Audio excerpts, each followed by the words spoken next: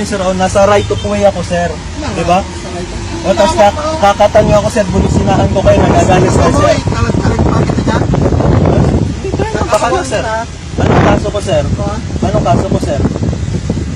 Anong kaso ko, sir? Dahil natanong ko lang, sir. Kung kunin yung lisensya ko, bakit tinatanong ko kung bakit? Kasi, Tara sa munisipyo. Antay kita sa dito. sige, sir. Tara, sir. Ano, sir? Investigador ako dito.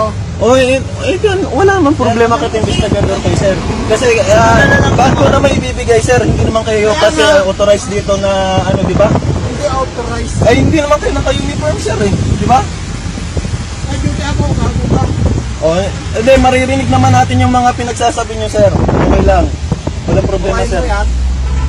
Hindi, ito, for safety ko nyo, Buburahin sir. mo yan. Buburahin For ka, safety ko, Oo, sir. kasi buburahin mo yan. For safety ko, sir. For safety ko to. Kaya nga, burahin mo yan. For safety Kaya ko nga, to. burahin mo yan. For safety ko to. Diba? Mahirap na. Sabi nyo nga, hindi mo Kaya ako taga nga, dito. burahin mo yan. Hindi mo ako taga Para dito. matapos na tayo, burahin mo yan. Mamaya, pag ando doon tayo sa, sa munisipyo. Kaya nga, Mamaya, sir, pag ando doon tayo sa munisipyo. May pulis doon. Sir, may pulis, sir. sige yun. O, pwede tayo magreklamo doon, Kaya sir. nga, burahin mo yan o ano. Di ano natin. Oo.